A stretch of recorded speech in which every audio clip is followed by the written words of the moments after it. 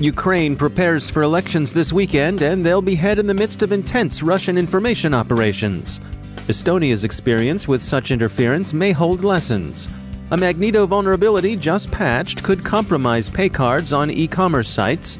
Huawei reports record profits and comes in for sharp British criticism over slipshod engineering.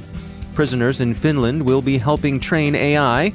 I chat with Lorrie Cranor. She's director of Carnegie Mellon University's CyLab Security and Privacy Institute. And security companies hungry for talent should take note of tech layoffs in the larger IT sector.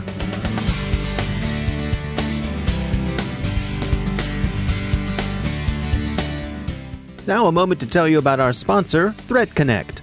Designed by analysts but built for the entire team, ThreatConnect's intelligence-driven security operations platform is the only solution available today with intelligence, automation, analytics, and workflows in a single platform. Every day, organizations worldwide use ThreatConnect as the center of their security operations to detect, respond, remediate, and automate. With all of your knowledge in one place, enhanced by intelligence, enriched with analytics, driven by workflows, you'll dramatically improve the effectiveness of every member of the team. Want to learn more? Check out their newest ebook, SOAR Platforms. Everything you need to know about security, orchestration, automation, and response. The book talks about intelligence-driven orchestration, decreasing time to response and remediation with SOAR, and ends with a checklist for a complete SOAR solution. Download it at threatconnect.com/cyberwire. That's threatconnect.com/cyberwire. And we thank ThreatConnect for sponsoring our show. From the CyberWire studios at Data Tribe, I'm Dave Bittner with your CyberWire summary for Friday, March 29th, 2019. Happy Friday, everybody. The first round of Ukraine's presidential election will be held this weekend, with a runoff, should one prove necessary, scheduled for April 21st. Ukrainian elections have been subject to Russian influence operations for years, most notably in 2014, and direct hacking has also been a matter of concern. The Ukrainian Election Task Force, a monitoring group, seems cautiously optimistic that the vote will go off as planned and will result in a credible outcome. The task force notes that, unlike some other neighboring countries they might mention, voting in Ukraine actually matters. They also note that Russian influence campaigns have been focused on the election for some time. Moscow's general line has been that Ukraine is a violent, dangerous, radicalized place where groups of government-inspired thugs, bandits, will beat you, assault your wives and daughters, and burn down your house should you show up at the polls with the wrong candidates in mind. But such is the actual commentary from Russian government-controlled television shows on Russia 1 TV. The Russian radio and television are widely consumed in Ukraine, where most speak Russian, and where the closely related languages are for the most part mutually intelligible anyway. Russian information operators have been active online as well. According to the New York Times, one new tactic designed to circumvent social networks' efforts to cull inauthentic accounts has involved paying Ukrainian citizens to allow Moscow's trolls access to their legitimate Facebook accounts. The Estonian experience with Russian attempts to meddle in elections is being cited as an example by stories published in Quartz and elsewhere. The Estonian response has been complex, but in outline, it involved wider adoption of technical defenses against hacking, assistance to political parties and candidates with network and account security, anti-bot sweeps, and finally, public education in media literacy designed to induce skepticism and resistance in the face of disinformation. Security firm Sucuri has a proof-of-concept exploit for an SQL injection vulnerability in the core of the widely used Magneto e-commerce platform. They disclosed it privately to Magneto, which has prepared a patch. Access can be gained without the need for authentication, the researchers say. The risk to consumers is card skimming. As Ars Technica points out, the vulnerability is so potentially lucrative that criminals can be expected to exploit it in the wild as soon as they have the means to do so. About 300,000 e-commerce sites use Magneto, and all users are advised to apply the fix Magneto has issued. ZDNet reported earlier this week that some criminals were apparently using a weakness in the PayPal PayFlow Pro integration with Magneto to test stolen cards for validity. Much paycard data traded in the criminal markets are unsurprisingly outdated or simply hoaxed up, so the hoods will do a bit of testing. Magneto urges businesses to upgrade lest they lose their PayPal access. Huawei, bellwether of China's tech sector, continues to receive a mixed reception abroad. The company is defending its security record as it reports annual sales of $100 billion. The EU has finessed security concerns about the company's participation in 5G networks. Australia and the US are unrepentant in their wish to keep Huawei out of their own networks, and the UK has harshly criticized the company's failure to remediate security issues. The Register characterizes Huawei's efforts to address known router vulnerabilities as half-arsed. This is an industry term, should you be unfamiliar with it. It means roughly poorly prepared and badly executed, and it often connotes both indifference and lack of effort. Wired expresses the current mood about risks surrounding the company's products as a feeling that it's not the back doors but the bugs that matter.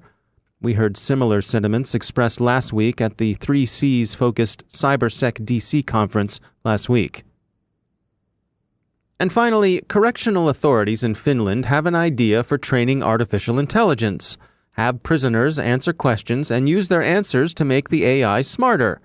The country's criminal sanctions agency has contracted with AI firm Vainu to provide the inmates' labor to the project.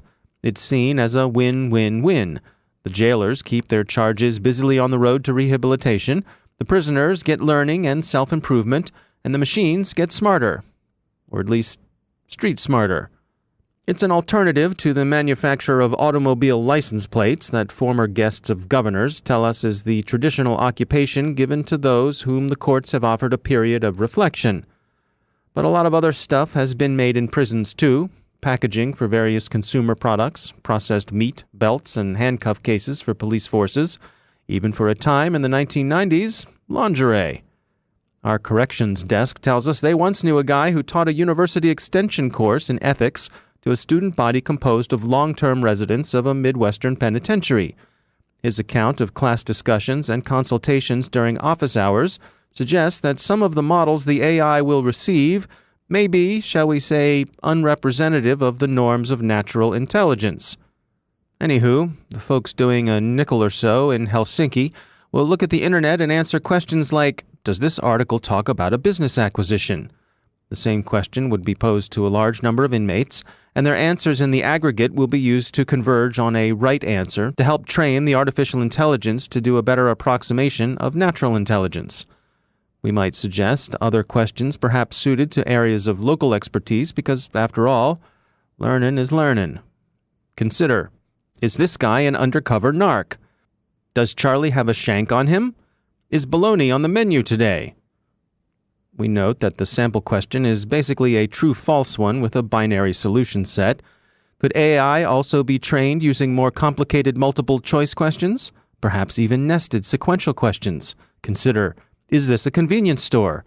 If it is a convenience store, that's a place where you can A. buy smokes, B. shoplift smokes, C. jackpot the ATM, D. all of the above. Stuff like that. If we may end on a more serious note, we've seen stories this week about layoffs on both U.S. coasts. Salesforce, Oracle, and PayPal are all downsizing their workforces.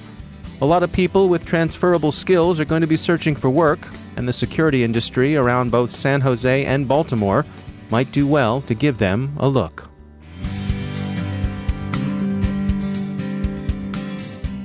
And now a word from our sponsor, KnowBe4. Email is still the #1 attack vector the bad guys use, with a whopping 91% of cyber attacks beginning with phishing.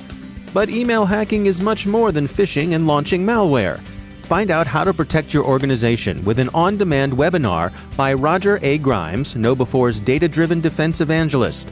Roger walks you through 10 incredible ways you can be hacked by email and how to stop the bad guys. And he also shares a hacking demo by KnowBe4's Chief Hacking Officer, Kevin Mitnick. So check out the 10 incredible ways, including how silent malware launch, remote password hash capture, and rogue rules work, why rogue documents establishing fake relationships and compromising a user's ethics are so effective, details behind clickjacking and web beacons, and how to defend against all of these. Go to knowbefore.com/10 ways to watch the webinar. That's knowbefore.com/1 and 0 WAYS. And we thank KnowBefore for sponsoring our show.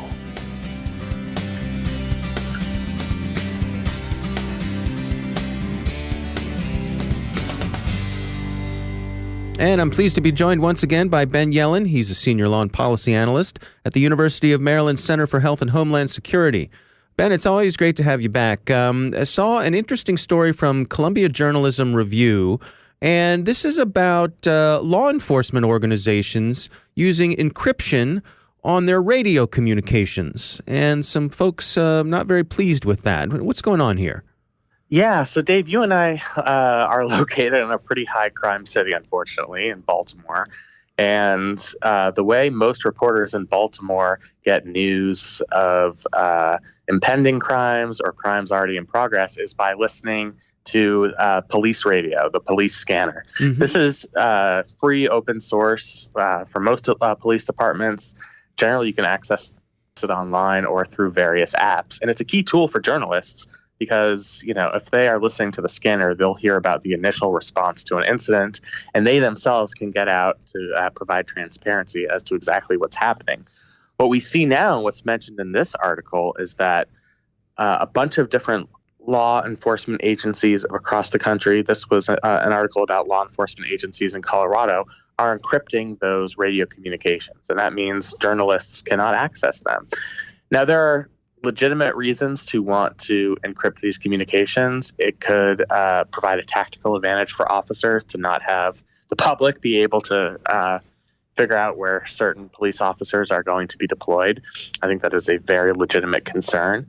But there is a First Amendment problem as well. Journalists aren't able to provide transparency, accurately cover crimes and other police-involved activity if they're not able to access these scanners. So I think it's a problem that's going to present itself as increasingly as more police departments use this encryption device. I mean, from their perspective, you can certainly understand why they'd want to keep these communications private, unavailable to the public, especially if criminals themselves are reacting to what they hear on police scanners.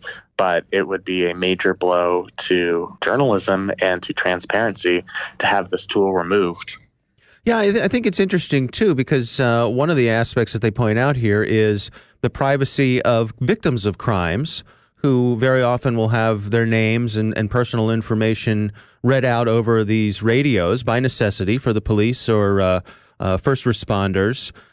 So there's that privacy component of it as well. Yeah, and certainly that's a very compelling privacy interest. I think it's incumbent upon media organizations to work directly with police departments so that they can monitor the scanner and have informal or formal agreements in place not to release personal information. And just anecdotally, I mean, I follow a lot of different crime reporters here in Baltimore. All of them seem very responsible about not revealing the identity of victims or perpetrators, and being somewhat circumspect about identifying location and not asserting something as true without it being confirmed by a source beyond the police scanner. And I think there's, generally a good practice among larger mainstream media outlets to treat the police scanner as sort of a rough sketch of what's happening. There are a lot of false reports. There are a lot of false leads. So I think the future solution to this problem is to have journalists work closely with police departments to protect that personal information while still giving them access to real-time crime updates to make sure that the public is properly made aware of what's going on in their community. And, as an extension, I think it is potentially dangerous to permanently encrypt those communications as a matter of policy, because that's a drastic solution to this problem of revealing individual private information. Is there any legislation that swings either way on this, either requiring that law enforcement agencies keep these communications in the clear or specifically allowing them to encrypt? The one piece of legislation that is cited is just a proposed piece of legislation. That is by a representative in the state of Colorado, a Republican representative who has introduced a House bill to prohibit law enforcement agencies from using encryption. He says that the use of encryption should not be ritualistic, but should be only used in extraordinary circumstances. So far, that bill has not been enacted. That legislator proposed it in the last session of the Colorado State Legislature. It was bottled up in committee. And I think there is a tendency to give deference to law enforcement, particularly when it comes to these tactical issues. And I think obviously they have a large sway over state legislators.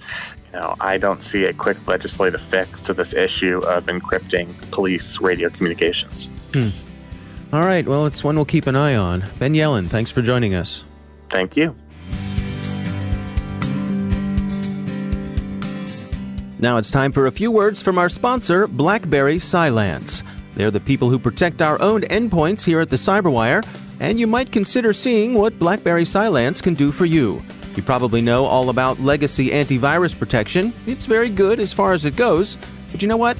The bad guys know all about it too. It will stop the skids, but to keep the savvier hoods hands off your endpoints, BlackBerry Cylance thinks you need something better. Check out the latest version of Cylance Optics. It turns every endpoint into its own security operations center. Cylance Optics deploys algorithms formed by machine learning to offer not only immediate protection, but security that's quick enough to keep up with the threat by watching, learning, and acting on systems behavior and resources. Whether you're worried about advanced malware, commodity hacking, or malicious insiders, Cylance Optics can help. Visit Cylance.com to learn more, and we thank BlackBerry Cylance for sponsoring our show.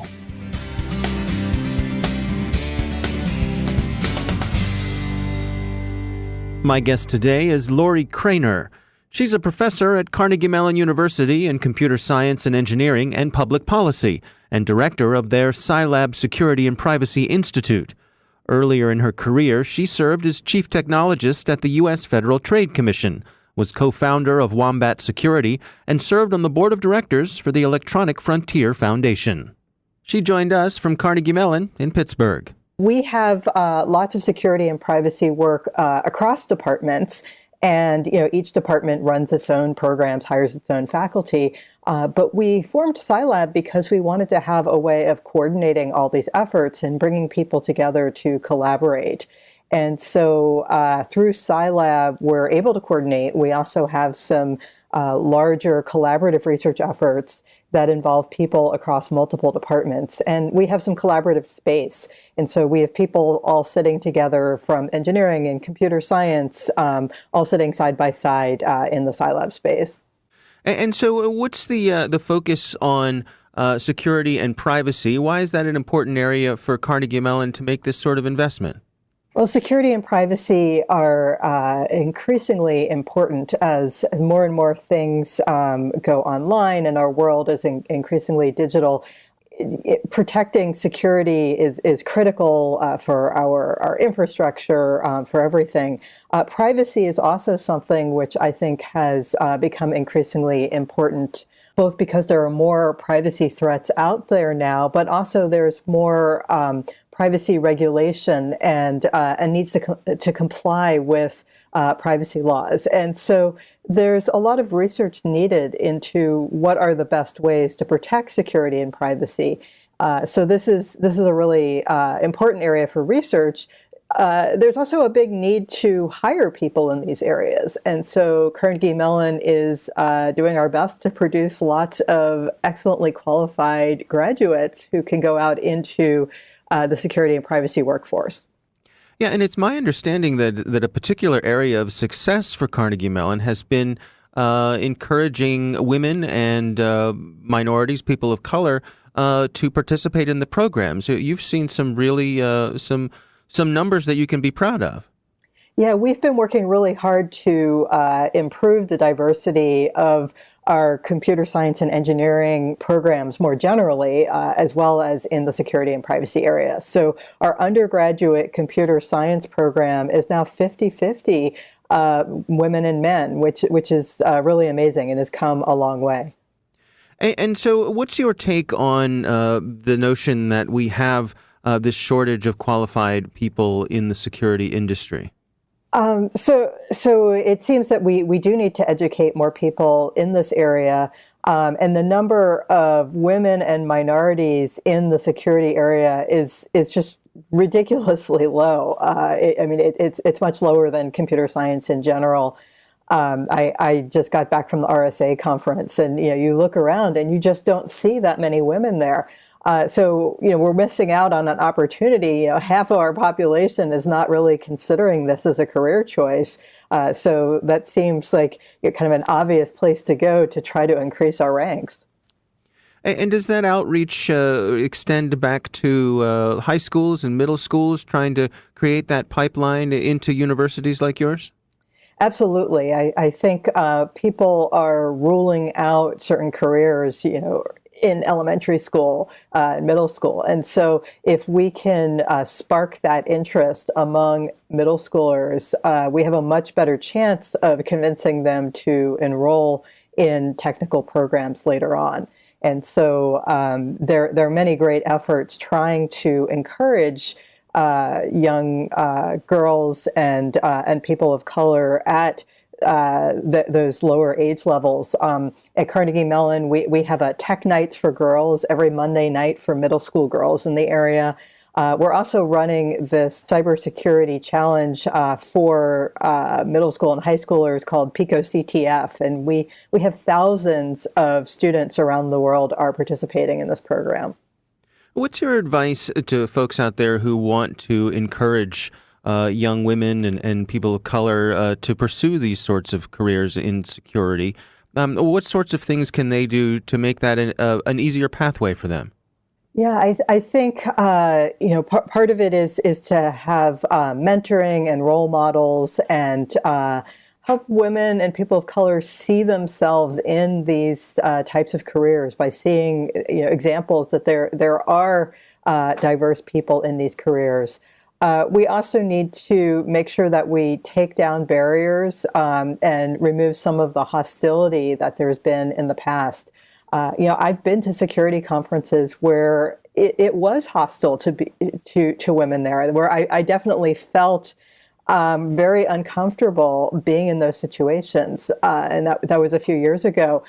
And the good news is that I think things are changing. That I think when I go to security conferences now, I do feel a lot more comfortable there, and I think a lot of efforts are made to make sure that these are more inclusive environments. But we still have a ways to go. So at Carnegie Mellon, we have a master's program in privacy engineering, and this is actually the only program like this anywhere in the world, where we're actually educating technical students to take on privacy engineering roles, which are becoming increasingly common at companies, especially in light of GDPR. And then the other thing I wanted to mention was in the Carnegie Mellon, we have a big focus on the human side of security and privacy.